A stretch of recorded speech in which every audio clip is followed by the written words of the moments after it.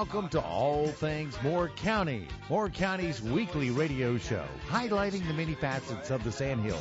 That includes real estate, lifestyles, community, and neighborhood. And now, from 4 Properties, here's your host, Bill Sahadi. Our house in the middle of our street. Our house. Good morning and welcome to All Things Moore County, and welcome to Father's Day weekend.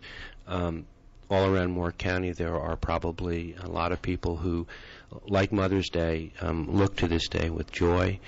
Some people look to it as a time of remembrance.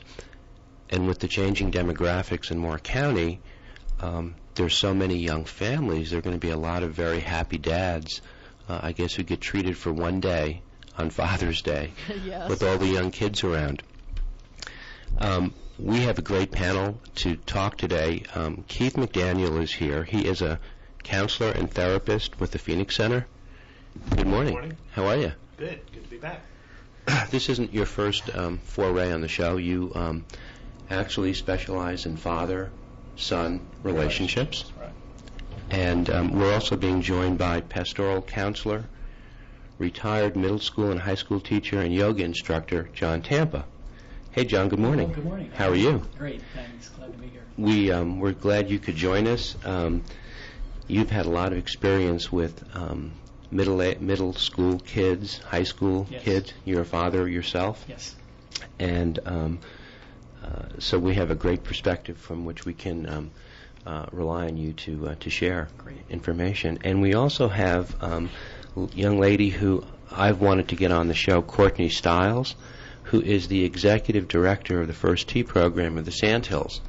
And Courtney, there's a natural segue between Father's Day, parenting, and a lot of the things that the First Tee espouses as a mentoring and coaching program in Moore County.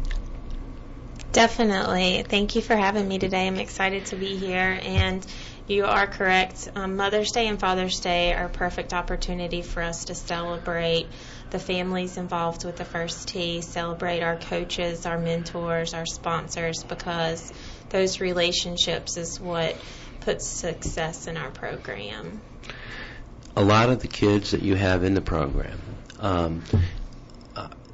think it's a golf. When they go into it, they think they're just going to go to a golf camp. But it's a lot more than just playing a game, isn't it? It definitely is. Golf is a hook for our program to engage children. Many children come in and they have some golf exposure. Others come in and they have no golf exposure. But it's a hook to use to teach children life skills and healthy habits, because over the course of afternoon at the golf course, you experience so many highs and lows, and those can be Right. interpreted into what happens in your life in other areas, at school, at home, when you're with your friends. And so we pull on those examples to teach the kids, the pros and cons and better their actions.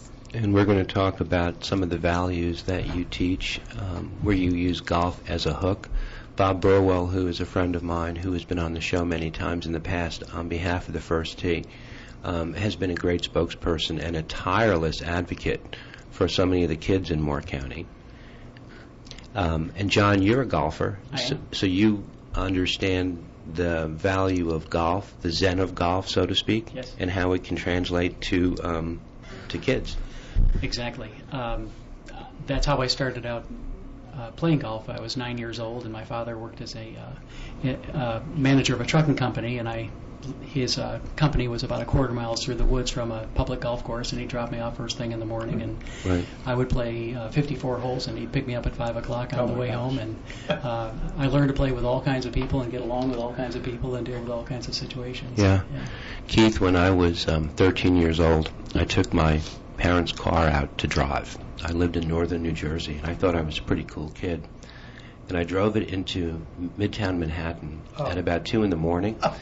And here was my thinking. I thought if I could drive a car in Midtown Manhattan, then I would never have a problem passing my driver's license test when I became 16. So anyway, I crashed the car as I pulled it back into my parents' driveway right through a closed garage door. I thought my life was over. My father was away on a road trip. He came home 3 days later, and my mother said, just wait till your father gets home. So I had to wait 3 days for my sentence. Wow. My father, and I'll never forget this, so my father said to me, I need to meet you in the garage, when I crashed, the garage door closed. I need to meet you. I have a contractor coming over, and it will be a good experience for you to go through.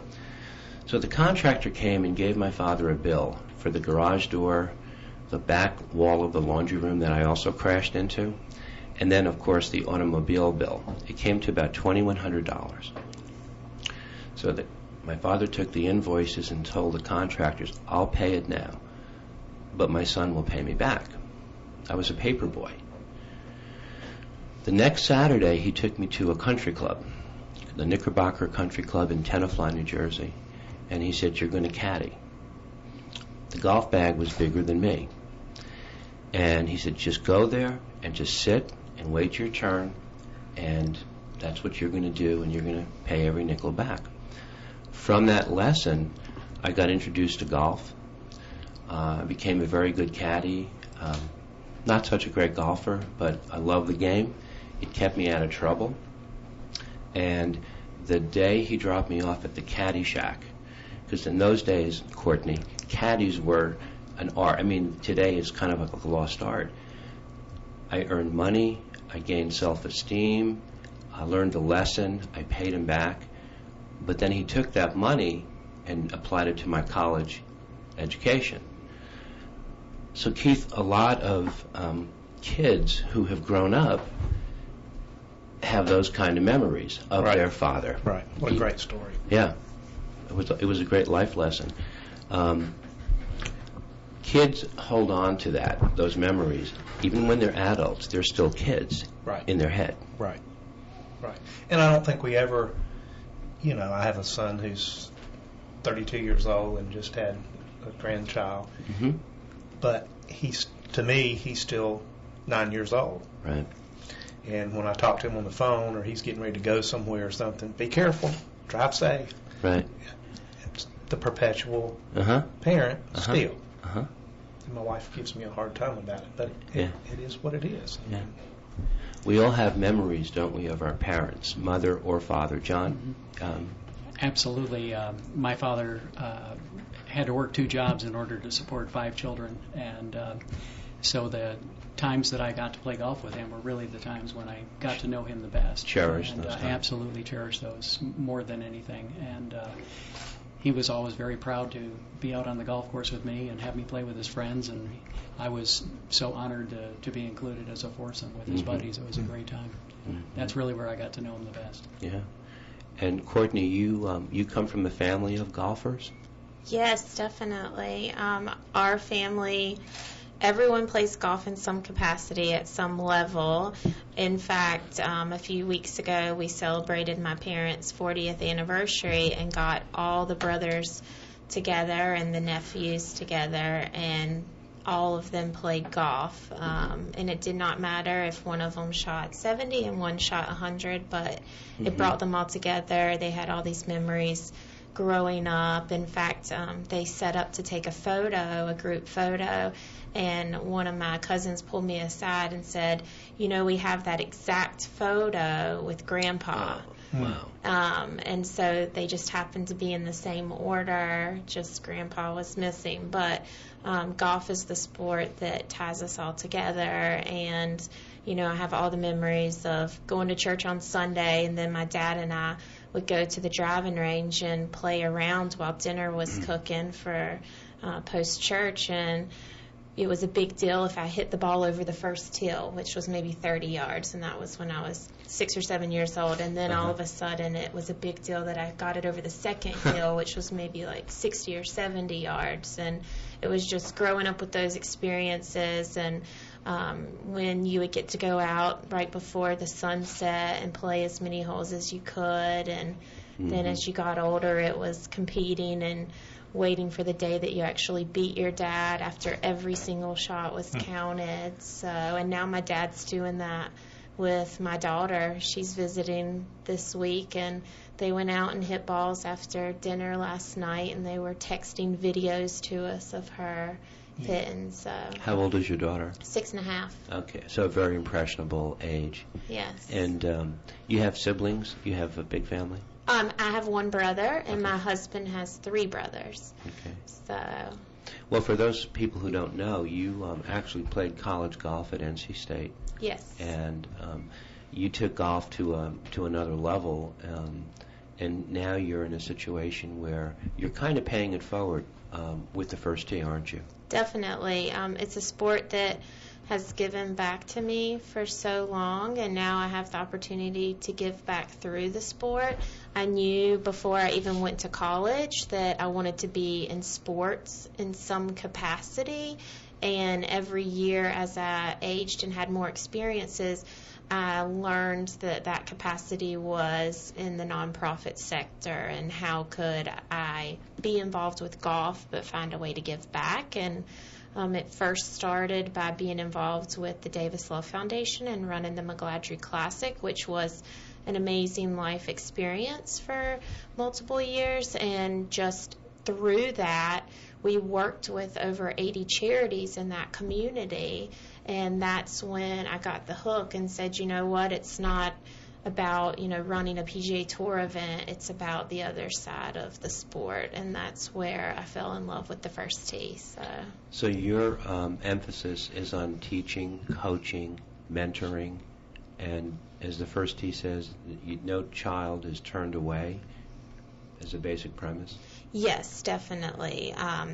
The No Child Turned Away policy is where we stand as it relates to welcoming kids in programs, not requiring payment for them being at the programs. We do set standards for the children and parents that they must come to a minimum number of programs to be able to stay in free of charge, but we also try to keep the No Child Turned Away policy intact as it relates to the number of programs we have out there. So currently a big hurdle that we're going through is recruiting new volunteers and new coaches, because we do have a participant wait list. I have a guy right here on my left. I know.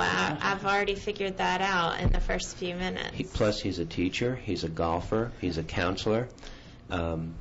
We can clone him, and we can take care and fill It's that void for perfect. you in 20 minutes. It's perfect. And the one big thing that people don't realize is that you don't have to be a good golfer to be a good mentor and to work with children and make a difference. We use people every day that have no ability to teach the game of golf, but they can make an impression on a child.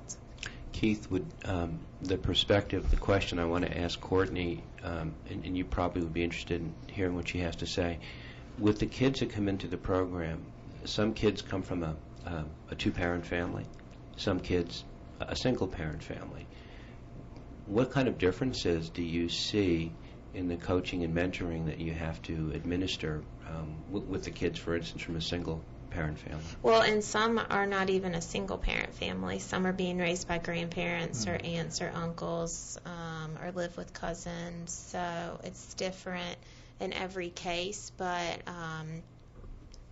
it's interesting what you see. You would assume that because they're coming from a two-parent home, that child is in a better state of mind than a child that's coming from a no-parent or a single-parent home, but it's really, what's gotten them But to that probably point. not necessarily, because in two-parent homes, if the parents are not getting along or there's issues, then the child Exactly. picks up on that. And Yeah, we have a child, and he does live with his parents, but his grandmother's very involved, and she actually drives him 45 minutes to come to the first tee because it's something he's latched on to. He's had some issues with confidence, and so she saw that he was really engaged with the game and coming to the program, and so she actually started volunteering at his elementary school on Wednesdays so that she could be the first car in line to grab him from school and drive 45 minutes wow.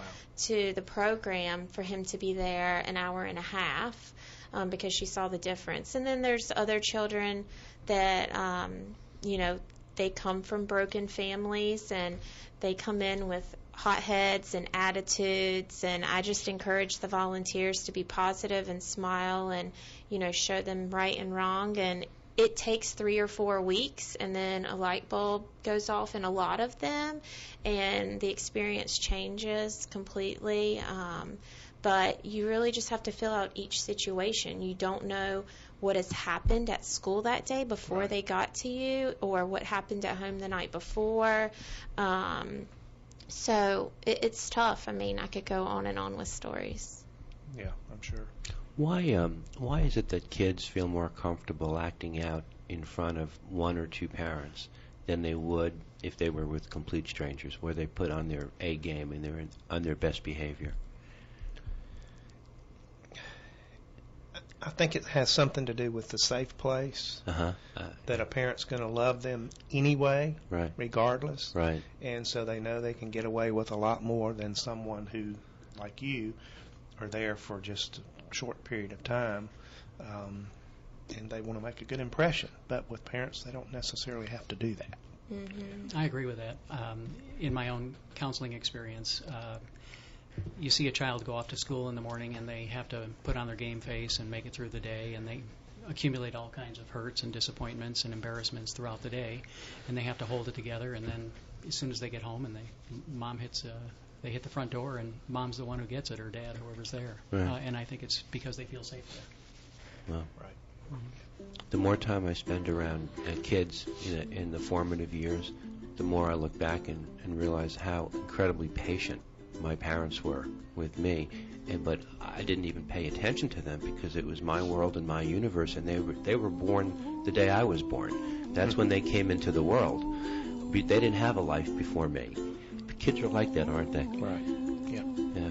We're gonna come back in the second set. We want to talk about the father-daughter and the father-son relationships, and get into the coaching and the mentoring more in First Tee, because the two subjects really do go hand in hand. This is All Things Moore County. We'll be right back. Way up high, and the dreams that you dream of once in a lullaby.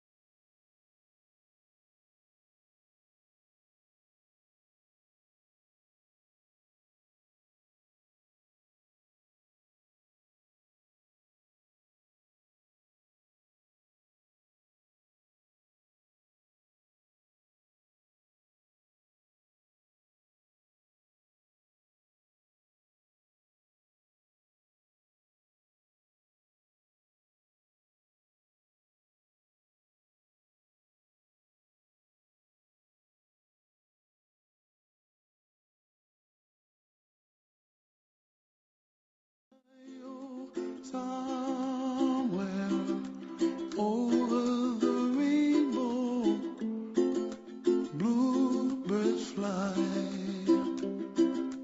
and the dreams that you dream of, dreams really do come true. We're back in the second set. Our topic today is Father's Day. It's the First Tee. It's coaching, mentoring. Keith, we've said many times on the show that in Moore County provides its citizens a lot of nets to help the kids from the time they're in grade school right up until the time they leave for college. And as far as nonprofit organizations go, there's none more important than the First Tee in providing mentoring and coaching for the kids. Many of the kids are fortunate to have a two-parent family. Some of them don't, as Courtney was saying. But in your experience, can you talk a little bit about the father-son relationship, the dynamics and what it's like when there's a father not present. Well, let me start by saying that the loss of a father, no matter what the age of the child, Right. is the most pivotal point in a man's life. And it doesn't matter whether the relationship was good or bad, it's still the most significant event in a man's life. Is it, when you say the loss of, are you referring to the passing of, or could it just be the removal of the father from More the so family? the passing of, I think, although there's obviously Right. it presents itself when the father leaves or is absent or what have you, but the death of the father is Okay. the significant event. And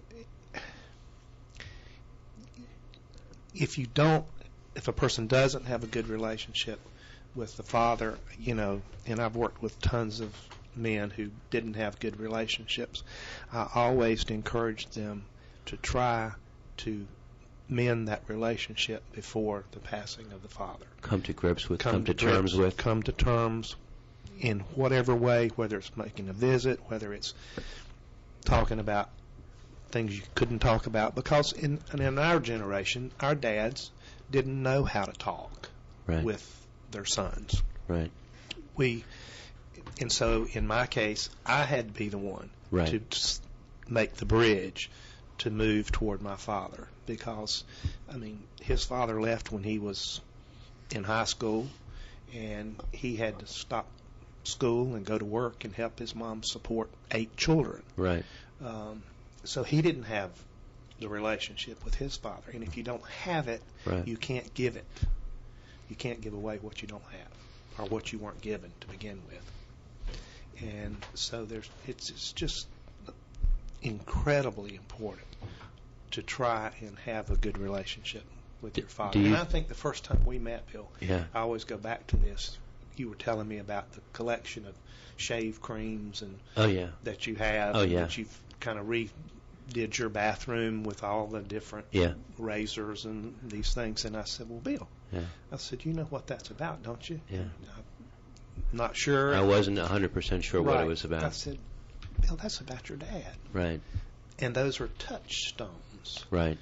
Each one of those Right. is a way to connect to your father. Yeah, it's a way to honor a memory or preserve Right. a memory. Absolutely. Every morning you get up and you look at, Courtney has no idea what we're talking about, but just understand that my bathroom has its own zip code, that it is completely separate from the rest of my house, and it's a case of OCD gone awry. It's Well, what a tribute. Crazy, What a yeah. great tribute to your father. Yeah. And when the weekend before my dad died, he had been visiting us. We were living in Columbia, South Carolina at the time. It was in January, late January. And we went out and pruned the fig tree that was by the garage. And the next weekend, he had a heart attack and died. So when we got back from the funeral, I went into the garage to look for the clippers to do something trimming. And I noticed that the clippers were not where they usually were. He had put them back in a different place. Mm-hmm. I wouldn't move those clippers for a year Mm-hmm. because, and this is how we think Mhm. during the death or loss or grief process, Mm-hmm. as long as those clippers were where he put them, Mm-hmm. there was some segment of him Some still connection. there. Yeah. Right. So at the year date, my son and I went out and trimmed the fig tree Uh-huh. and buried the clippers under the fig tree. Right. And everywhere we've moved or lived since that time, the first thing I do is go out and plant a fig tree in the yard. And when my son got his first house, he said, Dad, I need a fig tree. That's how you remember. Yeah. Yeah.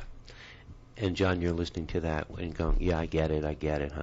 Mm-hmm. People Absolutely. have a way of remembering people their own special way. Their own special way. And I've seen your bathroom. Yeah. There's nothing wrong or Very right good. about what people do. It's just what they do to accommodate and to move forward, right? To empower themselves.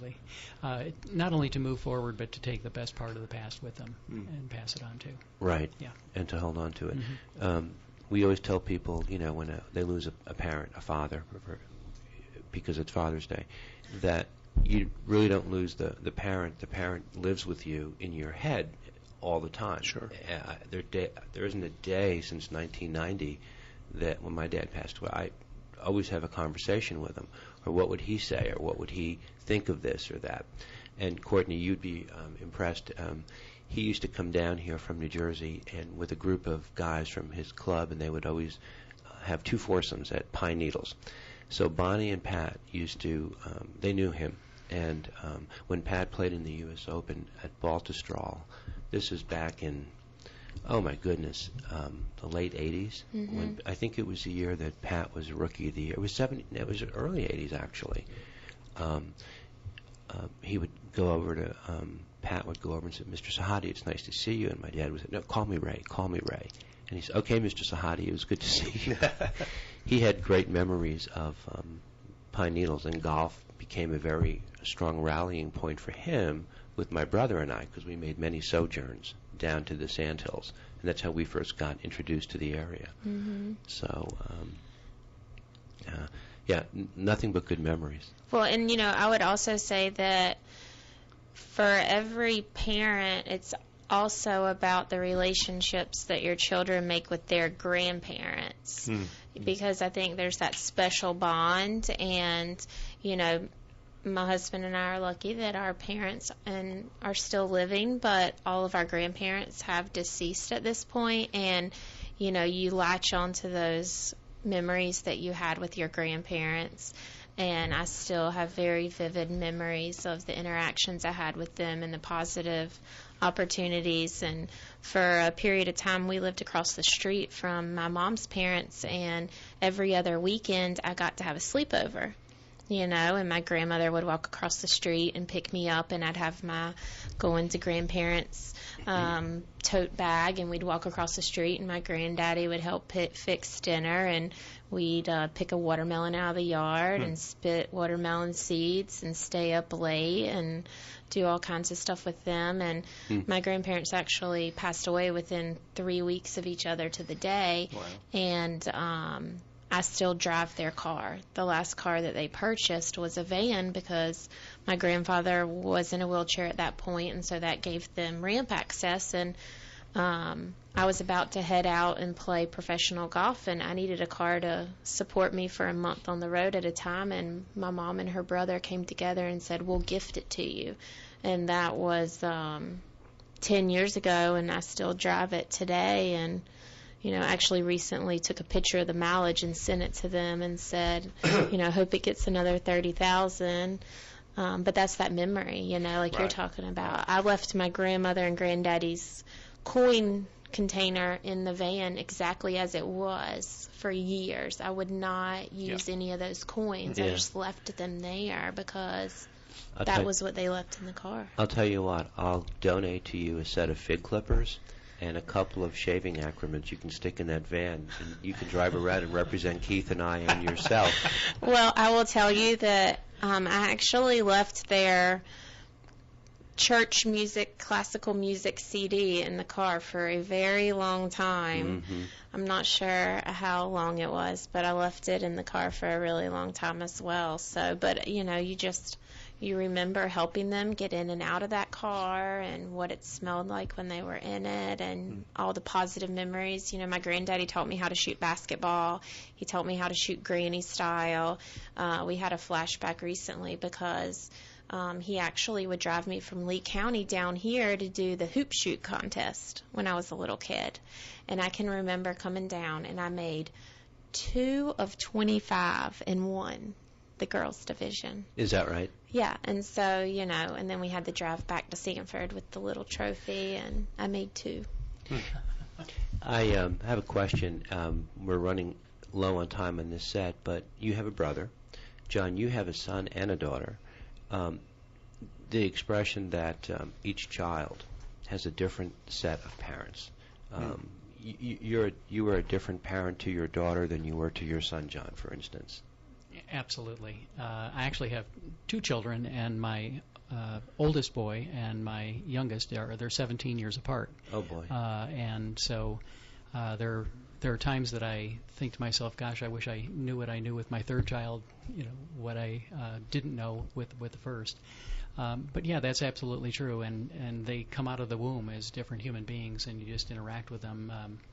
I got to feel like they were guests in the home, and so you just had to discover each child's temperament and personality and what their passions were, and try to follow them. Well, and part of it has to do with your life stage too, because at 17 years apart, you were not the same person you were when the first one came, and then when the next one came. I mean, you're in a totally different place in your life, which impacts the way you raise your children. Absolutely. Or child. Yeah. Absolutely. Yeah.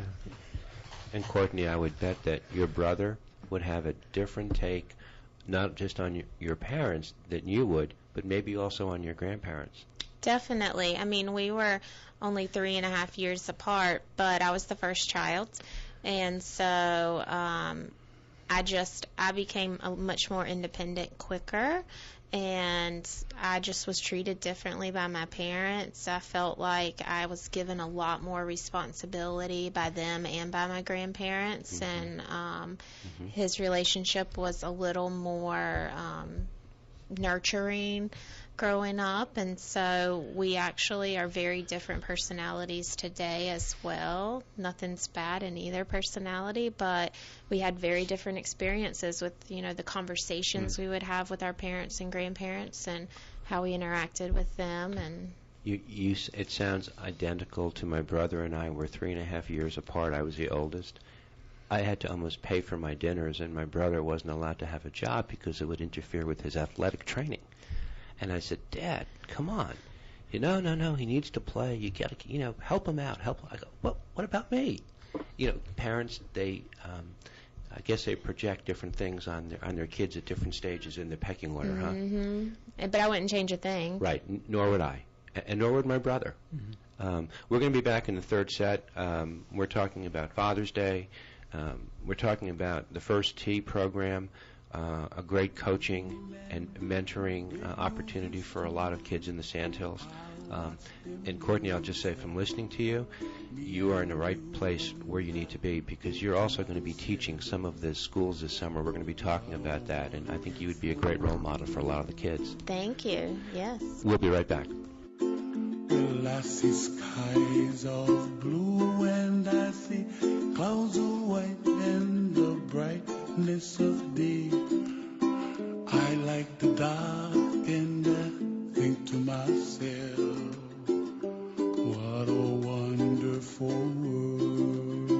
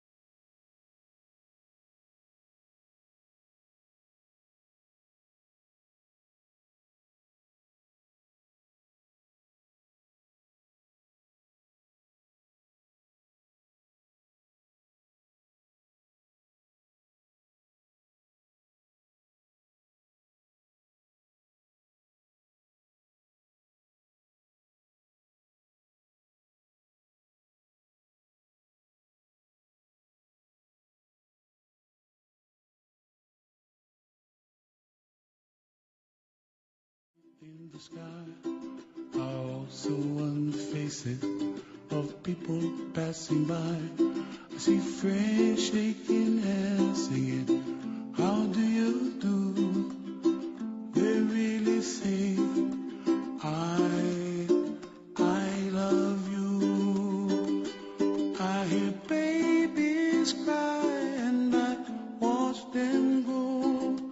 They'll learn much more than we'll know, and I think to myself, what a wonderful world. It just, my current role here would not be to be out coaching, but when you see an opportunity to add a program to the schedule, you just make it happen, and so I'm a coach within the program, so I'm certified to go lead a class. And so I said, you know what, I don't want this class to not happen this summer, so I'm going to go lead it. My husband and I are taking turns because he's trained as well, so I'm going to coach like week 1, 3, 5, and 7, and he's going to do the opposite. So, but I think that will be good because, you know, we don't have this situation here yet. We are going to have it one day, but where I came from, 80% of the children I worked with were from a very bad environment. So I've seen it all at this point, you know, and there just hasn't been an opportunity to bring those kids into the first tee here yet. Gotcha. We're gonna just start to talk. In the third set. And we were just picking up a little bit of what you were saying. So your husband is also a coach. Bob Burwell is one of the trainers, and also a great role model. John and I have. There's a young man who's a 7th grader, single parent family, great kid. Tremendous potential, not just for golf, but hungry to learn things. Doesn't have a father in his life, Keith, at all. No presence whatsoever. Completely absent. Has not passed away. And he acts out, but he's also 13. He's just, John, as you say, he's what 13-year-olds do. Tough age, huh? Right. It's a very tough age. How do you unplug them? But Courtney, you come upon kids like that, situations like that, and when they get into your environment, are they more obedient? Are they more receptive? Not the first couple of weeks, they're not, but we really stand firm with what the guidelines are. We explain to them what's going to happen over the course of the hour and a half that they're with us. A lot of that revolves around safety zones so that they don't get hurt in the program, and then following the safety rules, and then respecting the coaches and respecting the process. So it can be very difficult the first few weeks with some children, but a time will come where most kids have that light bulb effect, right, and they've either established a special connection with a mentor or a volunteer, or they've realized that there is a fun reason to be out there, and their attitude changes when they get out of that car and come to the programs. And, you know, for every success story, there'll be one that's not, but there is a lot of success stories, just small successes where you see a child has made a transition and is willing to listen to you as, you know, a mentor or an adult advisor. So there seems to be so much similarity or crossover between the first tee 9 core values and what a parent tries to achieve with a child. Mm-hmm. Can you talk briefly about the core values that you are teaching at the first tee program? Because it's not just a golf camp. Definitely. Definitely. Every class is a set curriculum. We've written a lesson plan to try to work out specifically with that unique group of children. In fact, we start with a broad lesson plan, and we're constantly changing it because we've learned who those kids are that we're going to see that day. But we have the 9 core values, and a couple of the key ones. They're all important, but honesty, integrity, sportsmanship, respect are big ones. And every class is situated around a different core value. So sportsmanship, a really good example when we talk about sportsmanship with the kids is we purposely make that lesson about games and contests. And if you're on the team that happens to not win, you have to go look the winners in the eye and shake their hands and tell them good job. And then you play the game again, and you might be on the winning team and you receive someone walking up to you and shaking their hand. It's about, you know, taking your hat off when you're supposed to take your hat off. It's about not talking when it's not your turn. We actually do a reverse psychology of effect, for example, where we'll have kids purposely say something ugly and see how it feels to receive that message, and then they start saying positive things, and they have to hit a golf shot while that's happening. So they'll hit a golf shot, and the person will say, you know, that was an awful shot, or, you know, worst I've ever seen.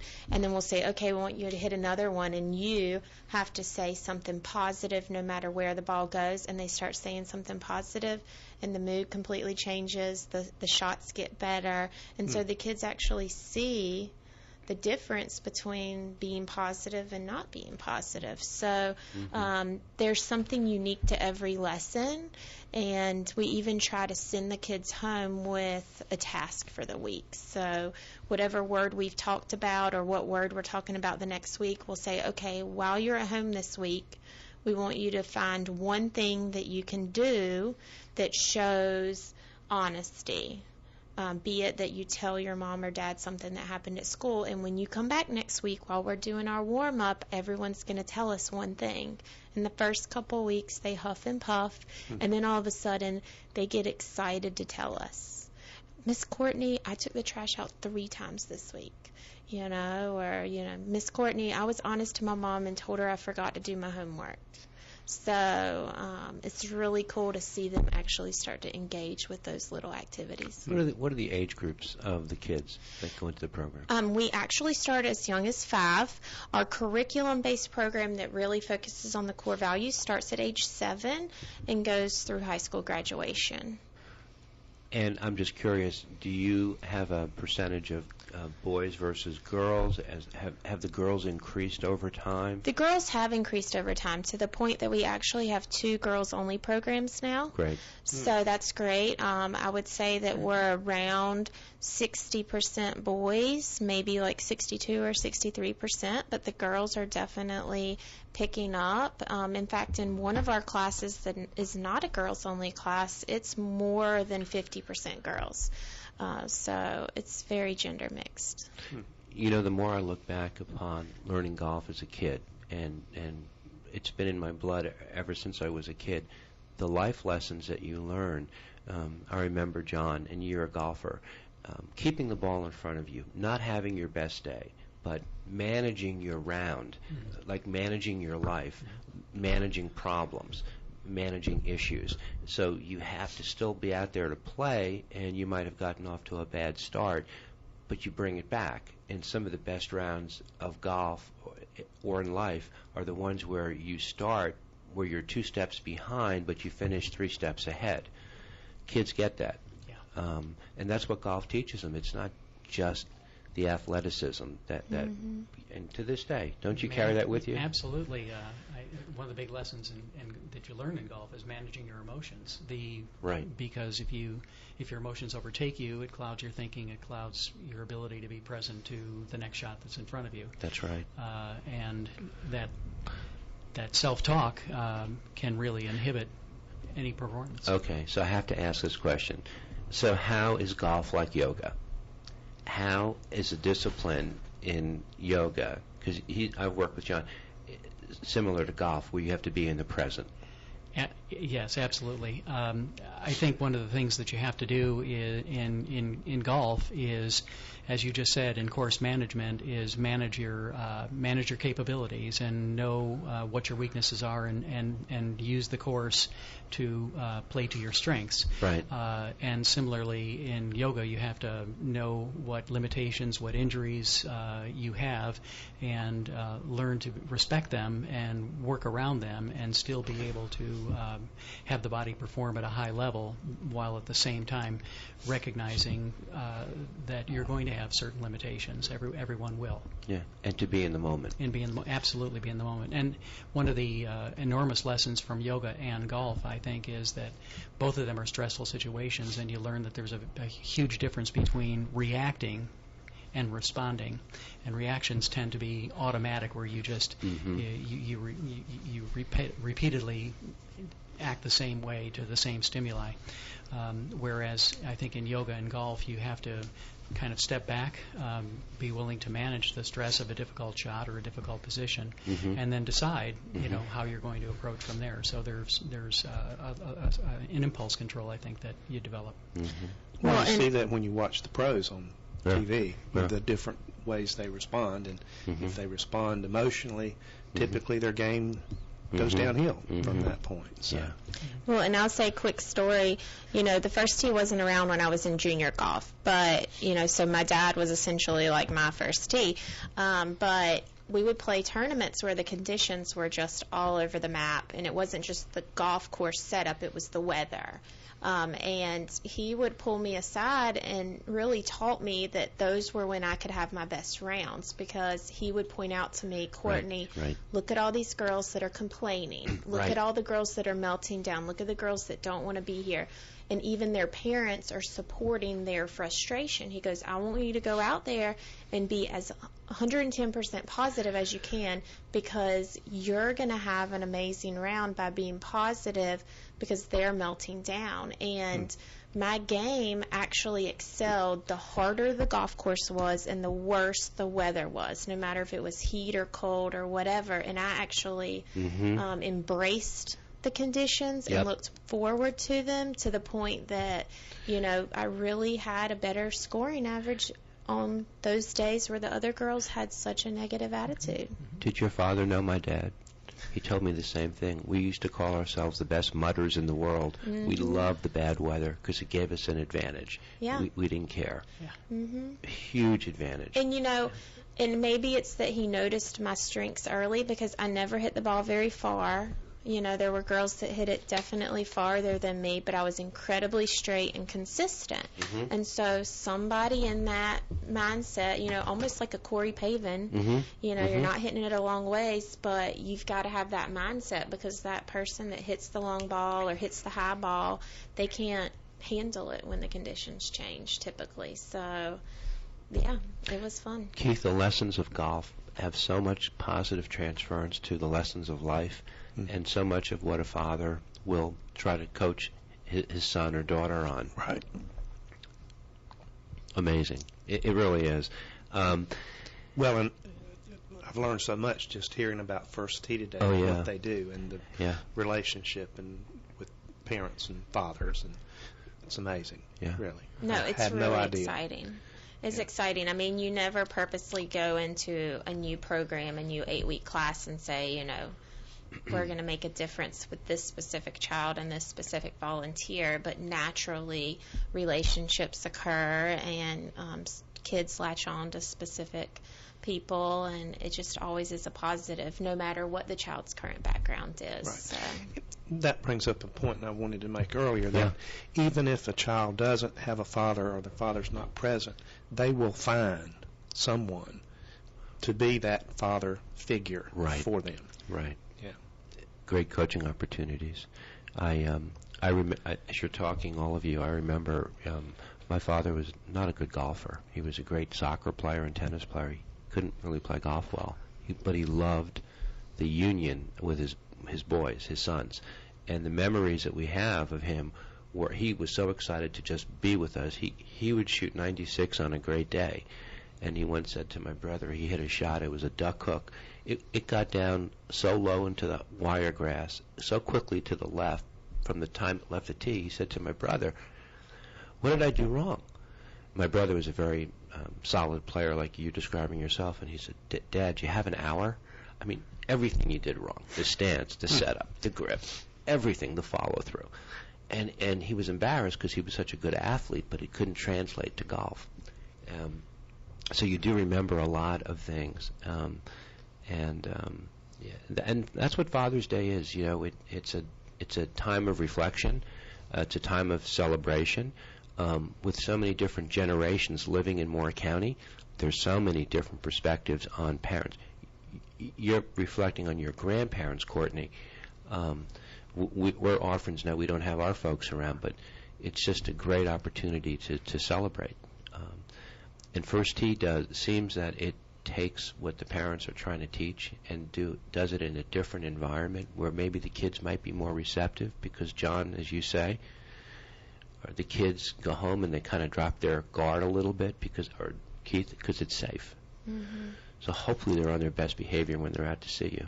Yeah, sometimes they are, sometimes they're not. But, in honor of Father's Day, I want to share a quote with you that I actually recently got from a good friend of mine. She forwarded it to me. But the founder of St. Jude, this was a quote that he stated as he was developing St. Jude. and it says, "No man stands so tall as when he stoops to help a child." No man stands so tall as when he stoops to help a child. Powerful. You know, and in honor of Father's Day, that relays in all walks of life. I immediately envision our volunteers that are down on their knees helping teach a child how to hold a putter, or just giving them high fives. So that was a really, really special quote to capture this week. When you say that, you make me think of Bob Burwell. He's been such a loyal and a strong voice in the First Tee program. I can't even imagine how many kids he's been on his knees for, helping them explain the process. And there are many others in First Tee. What would it cost to put a child into the program? Our highest price point is $50 for 8 weeks. Wow. 1 day a week for 8 weeks. That's what we charge, and we really try to keep it as low as possible by doing our fundraising programs and having our sponsors throughout the year. But we also have a No Child Left Behind policy, and so there's numerous scholarship opportunities available, and we have a number of children that participate free of charge. Well, that sounds incredibly reasonable. It's $50 for 8 weeks is amazing. So the fundraisers are a very important part of... Definitely. The fundraisers and just the annual reoccurring donors that, really see the value in developing the young people for our community, because, I keep reminding everyone that one day they're going to be our decision makers, and I want to invest as much as I can positive energy into the children, because they're going to be making decisions for us down the road.